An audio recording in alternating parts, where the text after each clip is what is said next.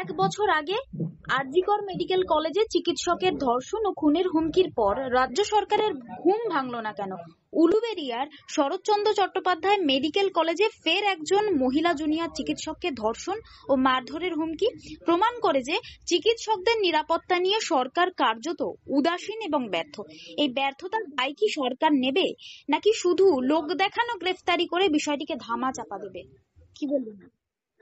অত্যন্ত লজ্জাজনক, যখন আমরা মা দুর্গার পুজোতে ব্যস্ত, মা কালীর পুজো করছি, সেই সময় দাঁড়িয়ে বাংলার মা বোনেদের এইভাবে ইজ্জত ধুলায় লুণ্ঠিত হচ্ছে, এইভাবে তাদেরকে নির্যাতিত হতে হচ্ছে, অপমানিত হতে হচ্ছে, ধর্ষিত হতে হচ্ছে। অত্যন্ত লজ্জার। বাঙালি হিসাবে আমাদের মাথা হেট হয়ে যাচ্ছে। আজকে এ রাজ্যের বাইরে অন্য জায়গায় গেলে আমাদের সাধারণ মানুষ সেই সমস্ত রাজ্যের আমাদের বাঙালিদের ভালো চোখে দেখতে পাচ্ছে না। কিন্তু এর জন্য সব বাঙালি দায়ী এটা নয়, কিন্তু সামগ্রিক বাঙালি জাতির উপর এই দায়ভার এসে পৌঁছচ্ছে। আজকে যে সরকারটা 11 সালে ক্ষমতায় এসেছিল, মমতা বন্দ্যোপাধ্যায় মুখ্যমন্ত্রী, বাংলার মানুষ ভেবেছিল মহিলা মুখ্যমন্ত্রীর নেতৃত্বে হয়তো বাংলার মায়েদের বোনেদের সম্মানকে রক্ষা করা যাবে। কিন্তু সেখানে দাঁড়িয়ে তাদের প্রত্যেকদিন সম্ভ্রম নষ্ট হচ্ছে, সম্মান নষ্ট হচ্ছে। এর আগে কিছুদিন আগে সালারেও একটা ঘটনা ঘটেছে, মুর্শিদাবাদের ভরতপুর বিধানসভার এলাকায়। সেখানে আমাদের নেতা অধীর রঞ্জন চৌধুরী যেদিন গেলেন, তার ঠিক আগের দিন প্রশাসন খবর পেয়ে রাতারাতি সেখানকার যারা অপরাধী ছিল, সেই অপরাধীরা তার আগে রাস্তায় ঘুরছিল, অপরাধীদের ধরা হচ্ছিল না। যখনই বিরোধী রাজনৈতিক দলের নেতা যাবে, সেই তখন দেরিতে হলেও আমরা সাধুবাদ জানাই, অপরাধীদের গ্রেপ্তার করা হয়েছিল।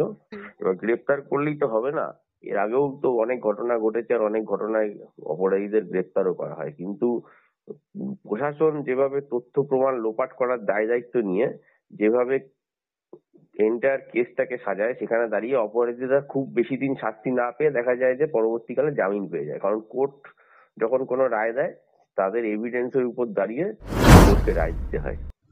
এখানে এভিডেন্স লোপাট করার দায় দায়িত্ব সম্পূর্ণভাবে পশ্চিমবাংলার সরকার, মমতা ব্যানার্জির পুলিশ নিয়ে নিচ্ছে প্রত্যেকটা ক্ষেত্রে। এই জন্য প্রত্যেকবার অপরাধীরা যদিও বা ধরা পড়ে, তখন তারা পরবর্তীকালে তারা বেল পেয়ে যাচ্ছে, জামিন পেয়ে যাচ্ছে।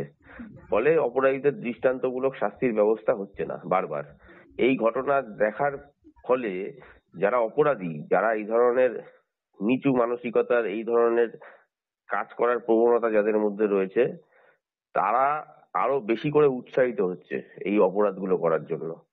এই দায় সম্পূর্ণভাবে সরকারকে নিতে হবে।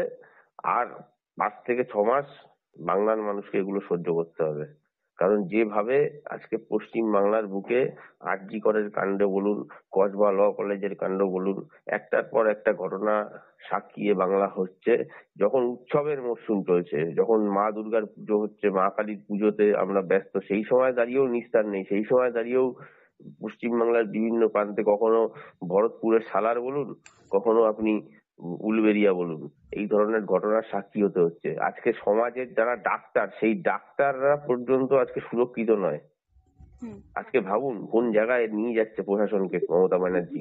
হুমকি দেওয়া হয়েছে এবং মারধর করার মতন অভিযোগ উঠছে সেখানে। এবং একটা কথা বলছি, খুব খারাপ কথা এটা, মানে আমার নিজের বলতে খুব খারাপ লাগছে। বলেছে এরকমও হুমকি দেওয়া হয়েছে, বলেছে যে রড ঢুকিয়ে দেওয়া হবে। এই অবস্থায় এই ভয়ঙ্কর নৈরাজ্যের জন্য সরাসরি মুখ্যমন্ত্রী তথা স্বাস্থ্যের দায়িত্বে থাকা মুখ্যমন্ত্রীকে কি পদত্যাগ করা উচিত নয়? কখনো পদত্যাগ করবে না। উনি পদত্যাগ কেন করবে?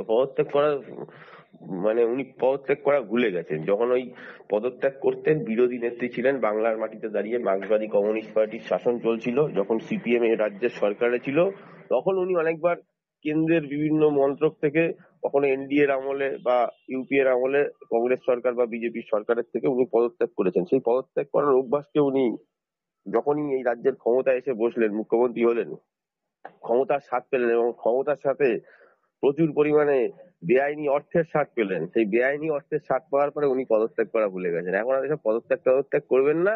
তবে বাংলার মানুষকে মনে হয় আর খুব বেশি দিন সহ্য করতে হবে না।